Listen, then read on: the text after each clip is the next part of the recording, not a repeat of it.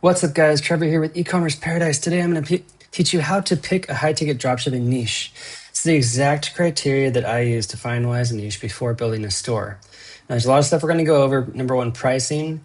Number two, target market, competitors, suppliers, trends, and margins.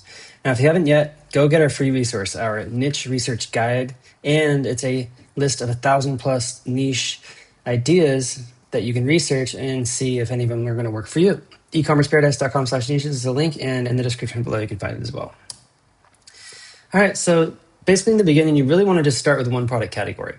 The idea is, since you're a beginner, and these things take a lot of work to build, that starting with one product category is going to make it a lot easier for you to build out a website to begin with. And since it'll be a niche specific store, it's going to be something that it's going to be making it way easier for you to get suppliers in the beginning, because suppliers are going to see that you are a expert in that niche, and they're going to see you as being a good fit for their brand. Okay. And then it's also going to make consumers see that you're a specialist and that you probably know what you're talking about, and you can provide really good customer service and sales support and after sales support, and you'll be able to, provide them with the right solution, all that good stuff, right? So starting a niche store, a very narrow one product category store in the beginning for your first store is a great way to go.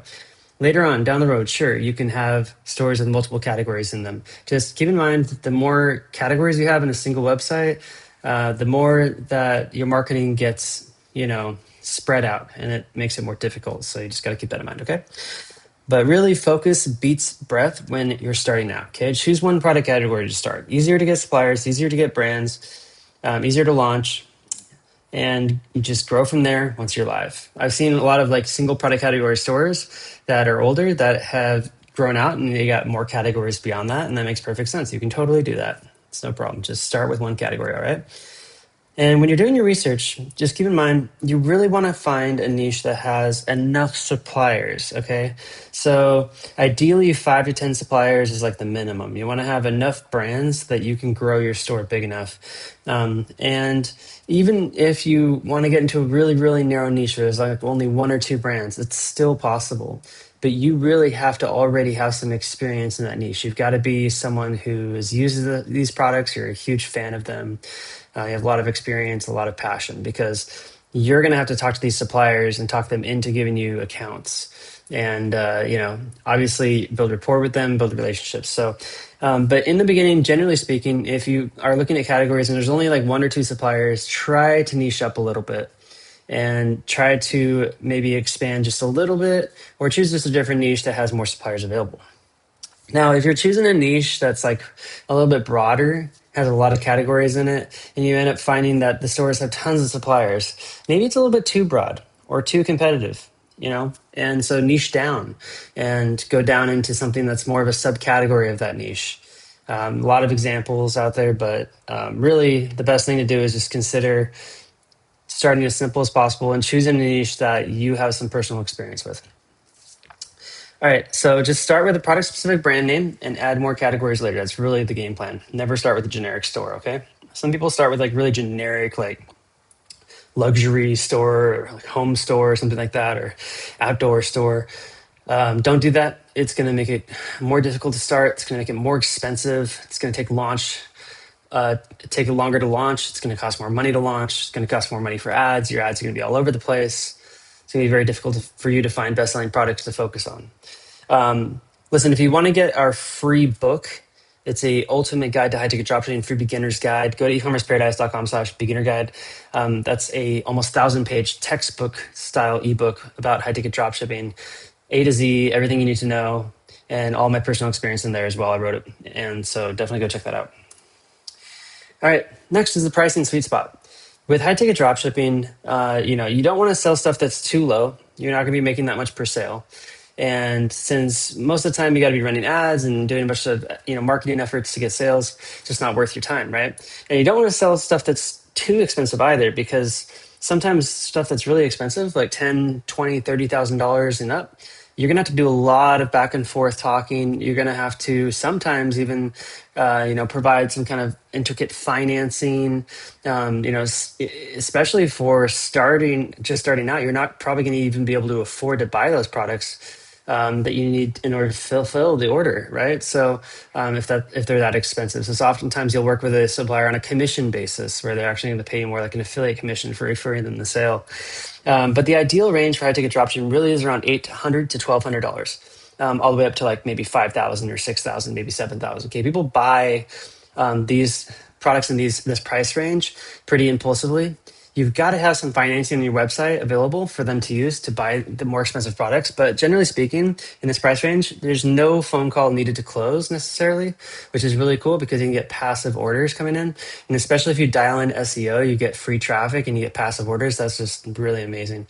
You can create a system to automatically send orders to your suppliers, especially if they provide flat rate shipping or free shipping. Then it's just like a totally smooth process. You know it's profitable, it comes in, ships out, delivers well, everything's good. That's just like the ideal way to run this business model, okay? But yeah, at $1,500 and up, oftentimes you're dealing with pre-sales calls. Higher ticket items often require phone conversations to close. They're more active, and that just means less freedom. You're going to have to take phone calls and talk to people a lot. It also means it's a lot more fun too, because you get to build relationships with people and stuff. So keep that in mind. Like if you have really a lot of experience in a particular B2B niche, and that's great because you're going to be dealing with a lot of different businesses, and selling to businesses is really fun. You get to talk to other business owners and build relationships. And, you can even do cold outreach and cold calling and stuff like that to get customers instead of just relying on, ads or SEO or people that come into your website. So, if you want to get into this business model and you don't want to be on the phone all the time, definitely look for the price range that's like under $1,000, like $500 to $1,000, because that's like the impulse buy decision price range. If you are okay with taking pre-sales calls and you enjoy doing, high ticket sales, look at products that are more expensive. All right. So just keep that in mind. The lower end, you have impulse buy risk. Under $200, you're competing with Amazon, running on razor margins, and it's just not worth it again. You can sell accessories as add-ons to your high ticket products. And what I've done in the past and what I still do today works great is you have a high ticket product and then you add accessories into the sales page. And then you let people add that onto their order. You also add them as in the cart as an available add-on. You have like a frequently bought together app or whatever. And then post-purchase, you can set up an app where it'll actually upsell post-purchase accessories as well. You can give them like a discount that's big, like a big reason to buy, and they'll come back and buy more accessories from you. If you guys want more information on how all this stuff works, kind of in a video format, then go check out my free mini course, ecommerceparadise.com/mini course.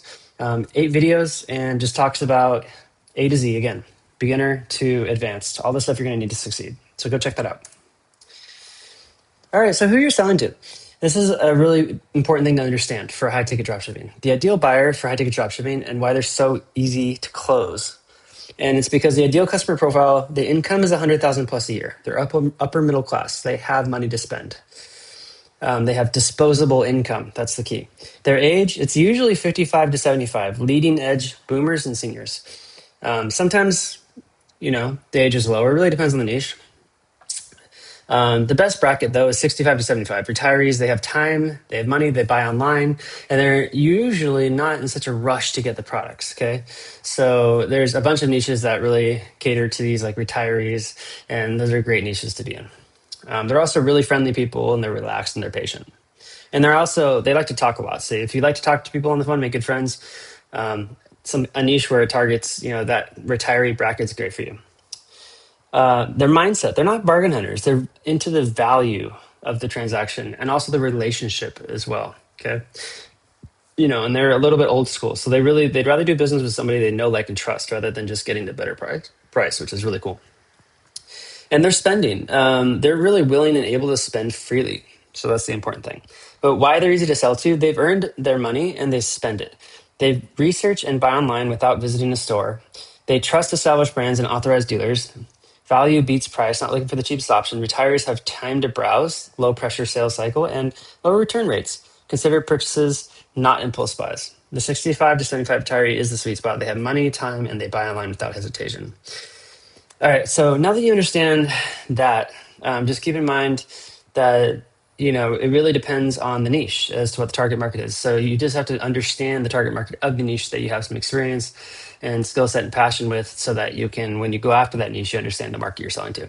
And with that said, guys, go check out our free high ticket supplier directory. It's 1,000 plus verified US high ticket suppliers. eCommerceparadise.com/suppliers. Go check out that link. And go get that free supplier directory. It's going to be a huge, huge help for you to find suppliers. All right, next, the competitors, the 3 to 10 rule. Competition validates your niche, but too much makes it almost impossible to win. 0 to 2 competitors, that really means there's not much competition and it's an unproven market and it's risky. There might be a reason why there's not many competitors in that niche. It might be something where you really got to have a physical retail storefront in order to make it successful. It might be something where you have to have a direct to consumer brand. There's just no like drop shipping stores, if you find 3 to 10 competitors, it really is the sweet spot. Okay, that's the best thing you can do. You don't have too much competition, but it is a proven market, and that's the most important thing. But if you have 10 plus of these like niche specific drop shipping Shopify stores that are like running promotions all the time and have all these really good sales pages, it's going to be very difficult to rank, and CPCs are going to be quite expensive, and you're going to have to do a lot more promotions to get sales. So just keep that in mind when you're getting into any niche, as to how many of the niche specific store competitors you have to deal with. Also keep in mind the competitors that are big box stores. If the niche is being sold in big box stores, oftentimes you're going to be dealing with competitors that have way bigger marketing and advertising budgets. And, that includes having big teams of people to do outbound calling, direct mail, email marketing, all sorts of stuff. So just keep that in mind too. You'll just have to kind of like look at that for every single niche you work with. But again, go get our niches list, ecommerceparadise.com/niches. Go through some of these ideas and start doing some research. All right, next, suppliers, trends, and search demand. 3 more filters that confirm a niche before you commit. All right. Suppliers. You really want to find a niche with at least 10 minimum US suppliers. Under 10, niche up to get more categories. Over 10 and very broad, niche down to something more specific. Okay. With our done for you service, our beginner package is 10 suppliers, and that's for a reason, because that's like the starting point. When you're at 10 suppliers, you can start getting plenty of sales and get lots of data and grow. You don't necessarily need a whole lot more than that. Oftentimes in any niche, 10 or so suppliers is plenty to see at least 20, 30, maybe $50,000 a month in revenue. And like a net maybe 10% margin after all costs and expenses and discounts and whatnot.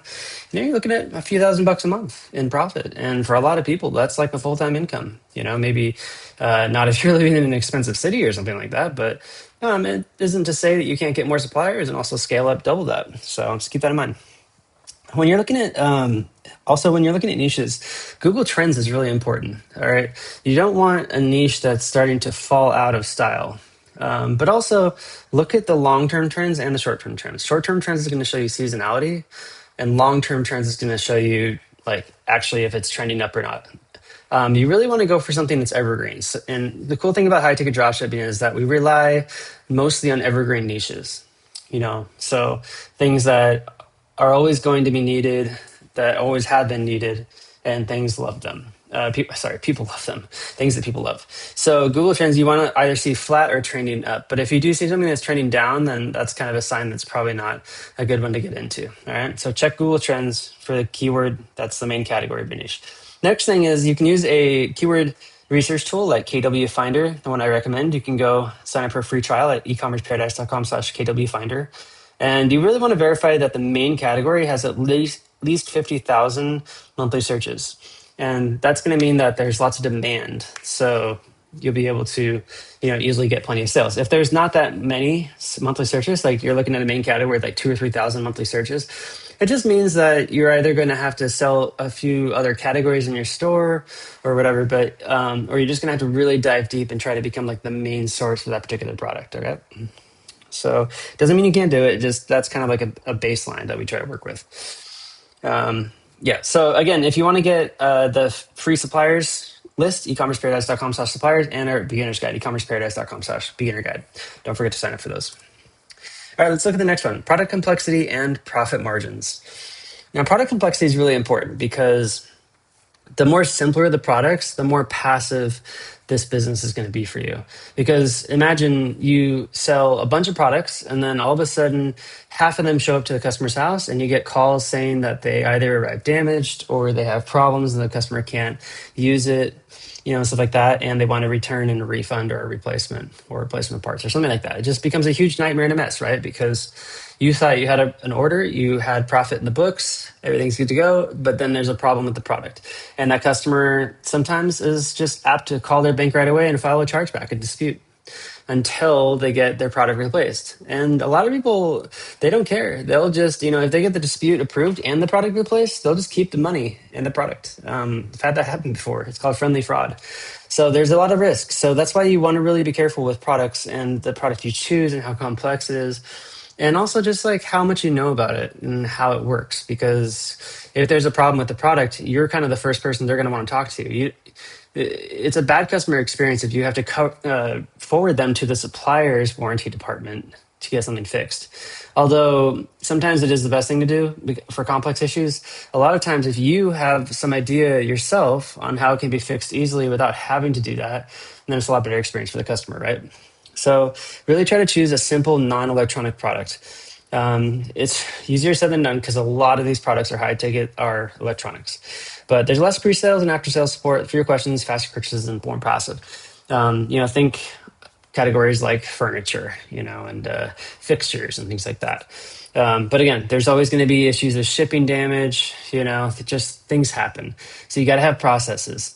Your suppliers are always going to have policies. They're going to have SOPs for how to deal with stuff. So just get that from them and work that into your website and your email marketing. I like to take whatever my suppliers have for their emails that give the customer the information about what to do when they receive the product and if it's damaged.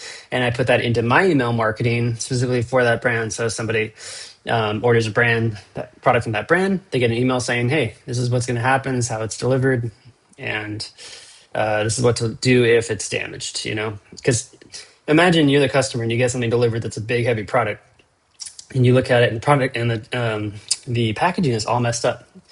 Obviously, it looks damaged. What are you going to do, right? The driver, oftentimes delivery driver, just wants to get rid of it, just wants to go off. So they're going to pressure that customer to sign the slip that releases liability and just take the product. They want to get on with their day. Their job is just to deliver products, not to take care of stuff. But you got to warn that customer if they sign that slip that they're accepting liability, and that means that they can't get a replacement product. Okay, because the supplier and or you, whoever filled out the bill of lading for the freight slip, you now cannot file a claim with that freight provider, okay, to get that replaced. So that's just how the system works. So you got to be careful. You got to let your customers know. Next thing about electronics is they really require product knowledge and more pre-sales calls and ongoing after-sales support. It just is what it is. People need to know how these things work. They need to know how to set it up or install it or assemble it or whatever. But hey, if you can do that, then all the more power to you. And if you can deal with it, then that's great, and your supplier is always going to be a great resource of information and help. But, AI can do a great job too in giving support, just like really simple stuff, But sometimes it's like really like intricate or like something that you would only know if you use the product, like a little kind of a quirk of the product. And, it really helps to actually buy one of the products from your supplier that you sell really well and test it out yourself. Maybe make a review video of it or like an assembly installation video or something like that for YouTube. That way you have more experience with it and you can help more people with it. I mean, just do it for your best sellers, You don't have to do it for every product, but just ones that are best sellers, it's worth it, and you'll usually get a dealer discount. And then when you're done with it, just sell it on Craigslist or eBay or something like that for, what you bought it for. Lots of options or configurations means basically that you're going to need to provide more support and more pre-sales and stuff like that. Think like products have a lot of customization options, like safes, for example. People are going to want a specific type of lock and a specific color of the dial and maybe a special color of the door and maybe like certain shelves added to it and whatnot. Maybe like an interior, and there's a bunch of accessories. And there's certain product categories that are going to be like full of customization options. And that just means that you're going to have to provide that on your website. And when you're doing the phone call, provide it and work out custom orders, go back and forth with the supplier and the customer a lot. So complexity can make a big difference in whether this business is passive for you or it takes a lot of work to fulfill stuff. But again, it really depends on your experiences and your skills and what you do in life already. If you are like an HVAC installer, for instance, why not get into selling HVAC systems? You know everything there is about them. You can certainly sell those online. You can work with other installers and sell HVAC systems to other installers, you know? Yeah, just an example. All right, now profit margins. Profit margins are really interesting because you're never going to really be able to know the profit margins until you actually work with that supplier and get that account. So unfortunately, it is what it is. But you're just going to have to go through as many suppliers as you can. And once you email them and they're accepting new dealers, they usually provide the price list right away, and you'll get to see the margins. Margins also can be affected by shipping costs, heavily affected by shipping costs. So don't just take margins at face value. If you get like a 30-40% margin for somebody, don't be like, oh, I'm going to make 30-40% on every sale. Ask them if they charge shipping or not and any other fees. Because for big, heavy products, shipping can be upwards of hundreds of dollars, sometimes thousands of dollars. Okay, especially because it's like freight shipments or LTL, and you got to order like a lift gate if it's residential, or you got to pay for insurance, all this stuff. So, yeah, profit margins can be all over the place, right? So, just the number one thing is look at what your competitors are doing on their websites. I've seen some stuff that's really unique. Like they'll have like variants where you select whether you want to pick it up at the warehouse or whether you want it shipped, and then they have the extra cost for shipping right there. You can put shipping costs into checkout, but there's really no way to do it automatically. You have to do it by flat rate. And by flat rate, it means that you're going to be selecting one flat rate for the entire country. And maybe that supplier, they ship from California. Well, the freight shipping to New York is going to cost like 5 times more than it will to ship to another part of California. So keep that in mind. You can deal with it many different ways, but usually it's just look at your competitor's site, see what they charge. You can get a list of the weight and the dimensions of every single product and then run those quotes yourself. But oftentimes the supplier, their freight account is going to give them better discounts than one that you can get because they have more volume. So getting quotes from them is actually better. And plus, you don't even know, you have to use freight quotes from the freight provider that your supplier is going to use. And if they require you to do freight, then you're going to have to figure out that all out yourself. And there's a lot of freight forwarders you can work with. A lot of great ones like Freight Club or Freight Center. But yeah, you got to figure that out. Some niches like furniture, for example, a lot of the suppliers require you to get your own freight forwarder to deal with, and you do the actual bill of lading and all that stuff, which isn't too much work, but it's just part of the process. And if you sell like a $4,000 luxury bed or something, you're gonna have to ship it out. It's gonna cost you like $1,000 to ship the whole thing. And you want to buy a shipping insurance because that shit arrives damaged. You're gonna have to deal with all the back and forth and shipping it back and having it picked up and having it exchanged, and you have to file a claim with the shipping company, and that can take weeks, maybe months to get your money back on that. So yeah, money can get tied up in all sorts of stuff in this business. So that's why you really need to have some cash reserves for cash flow issues. But yeah, profit margins, most niches, 20-30% is your wholesale margin. That's what you're working with. If suppliers offer you less, it's usually just because it's like the beginning of your relationship and they want to see some volume first. So like 15% sometimes you get offered, 20%, whatever. But if it's less than 15%, I usually don't even work with a supplier because it's just not worth it. You got to pay 3 to 5% in processing fees, sometimes more if it's financing. You got to offer some kind of discount. Usually it's like 5%, and then you want to give a free gift to get sales, right? And by that point, you're looking at like maybe 10-15% of the margin, right? So you really got to have like 20-30% to even be profitable. Plus you got to pay for ads, marketing, maybe a VA, software expenses. So you really got to have a higher margin to make this business model work. Some of the really good ones that have higher margins, again, home-based niches generally have higher margins, but of course they're going to charge for shipping, so things can get kind of funky there. Hobby-based niches have really good margins. A lot of hobby-based niches are also flat rate shipping or lower shipping, think like rifle scopes, maybe cigar humidors. Safes are a tough one because safes huge shipping costs, so that can be tough. But yeah, you'll just have to kind of figure that out by niche. But yeah, high margin equals usually shipping's not included, and low margin equals usually shipping is included. So to kind of get used to that.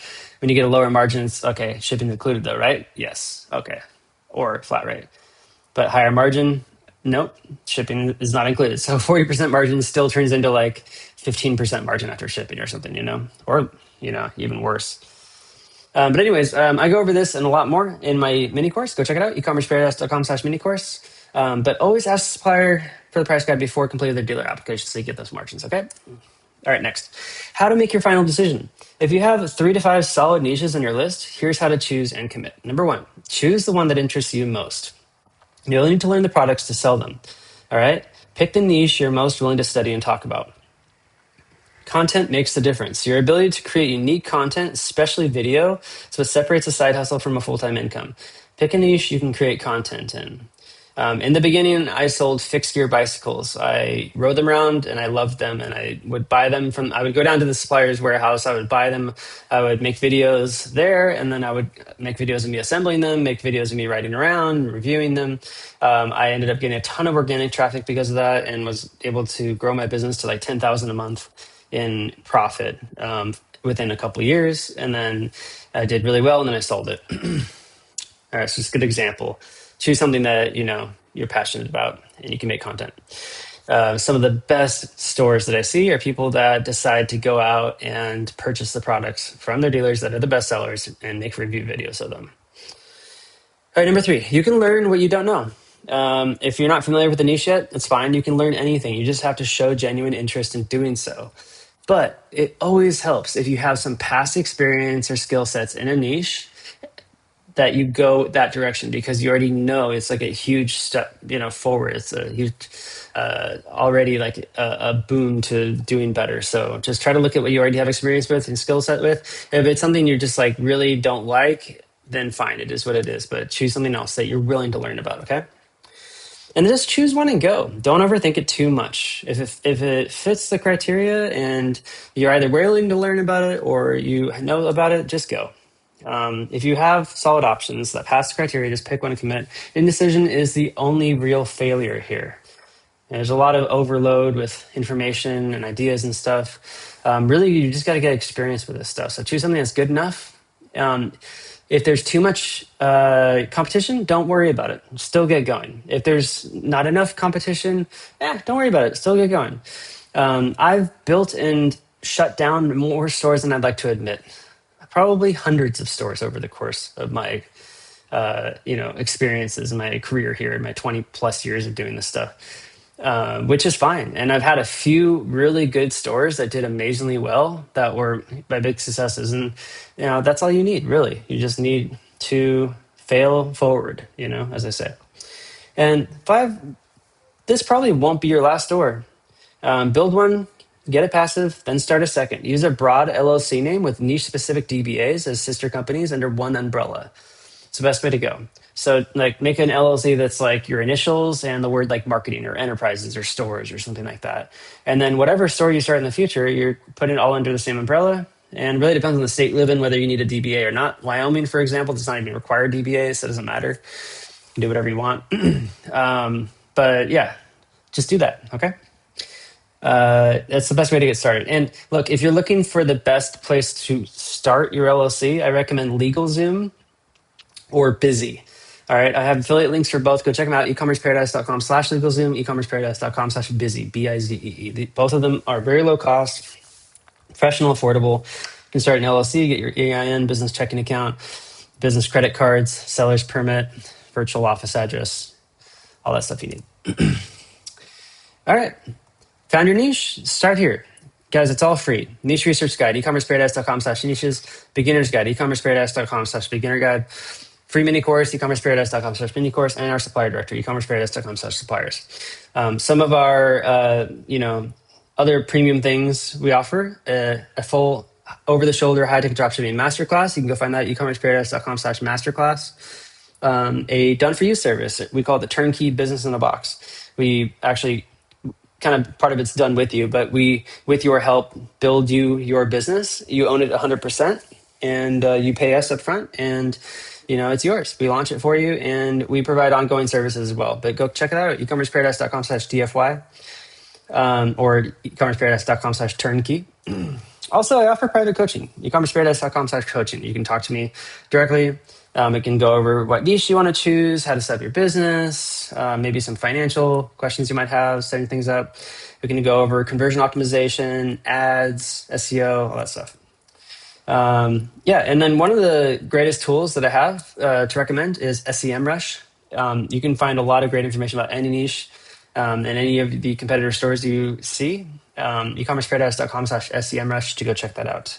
Thanks so much, guys. Make sure you subscribe to the channel, subscribe to the podcast, hit that like button, share this on the socials so all your friends and family can, gain from it as well.